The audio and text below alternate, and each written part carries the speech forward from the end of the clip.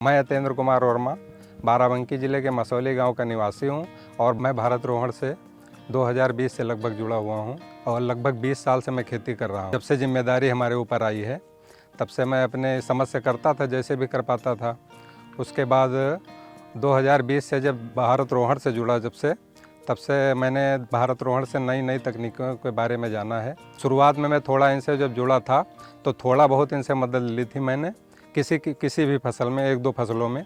उसके बाद 2021 आते आते पूरी तौर से मैं इनसे जुड़ गया, क्योंकि मुझे इनकी तकनीक में बहुत फ़ायदा हुआ था। और कुछ तकनीक इनकी हैं, जैसे मृदा परीक्षण के बारे में। मिट्टी की जांच करते हैं तो फ्री में जांच होती है, पहली बात तो ये। और फसल जब कटती है उसके बाद ये मिट्टी की जांच करवाते हैं, तो उसके बाद हमें पता चलता है कि हमारी मिट्टी में क्या खराबी है, क्या दिक्कत है। अब हम लागत की बात करते हैं, जैसे फसल में हम लागत लगाते हैं तो इस समय की अपेक्षा पहले हम ज़्यादा लागत लगाते थे। जैसे हम पहले बोते थे तो हम 8 बोरी एकड़ में डालते थे, 12 बोरी एकड़ में डालते थे, तो हमने 6 बोरी उसको कर दिया, 6 बोरी में करते हैं वो। तो उस हिसाब से हमारी लागत कम हो रही है।